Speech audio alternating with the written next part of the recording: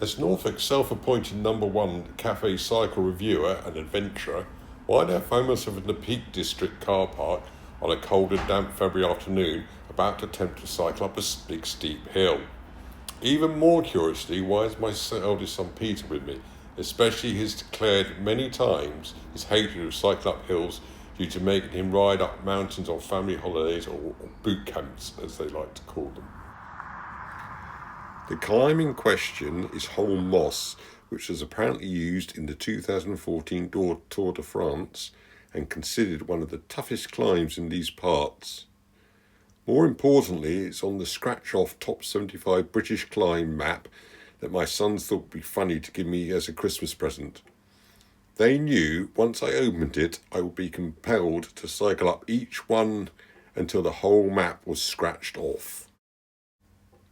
I had optimistically hoped I would have already bagged a number of the climbs, but on close examinations realised I had only done 4, so they were scratched off, leaving me 71 to go, of which Holmemoss would be number 5, and one climb away from smashing through that psychological 70 to go barrier.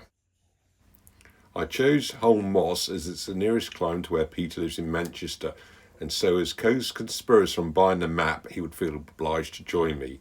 We'd also discover how a young man who only rides a bike to work would get on compared to a retired old bloke who spends a lot of time cycling to cafes in the flatlands of East Anglia. In terms of kit, I'm on my titanium gravel bike I use for bike packing, and he is on his Trek hybrid cycle to work bike. They weigh about the same, although Peter's bike has the better gearing for the job. So let's see how we get on my first Scratchoffable climb ride.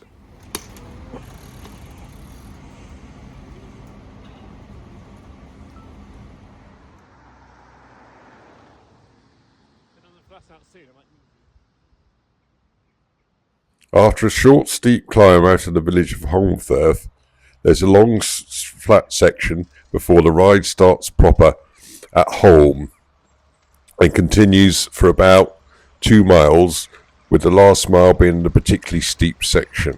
You're very good there.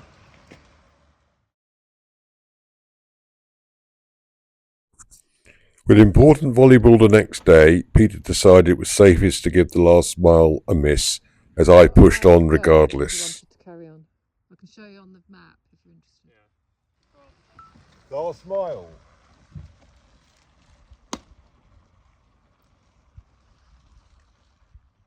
At the top, the fog had descended as my camera crew waited patiently for me to emerge.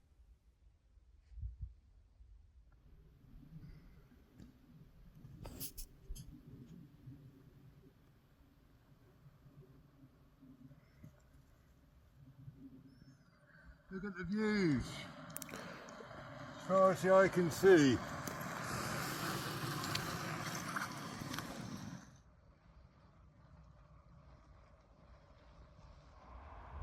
Holme must have been conquered, although the views at the top were a little disappointing. It was just time to review the stats. It had been 5 miles from the bottom at Holmfirth right up to the top, and for the climby bit, I'd averaged a magnificent 6.8 miles per hour. Looking on Strava, I was pleased to see it was the fastest climb that day, although it also appeared to be the only one. However, this is just the start of the training for my North Cape 4000 adventure I'm doing later in the year, but more of that another time.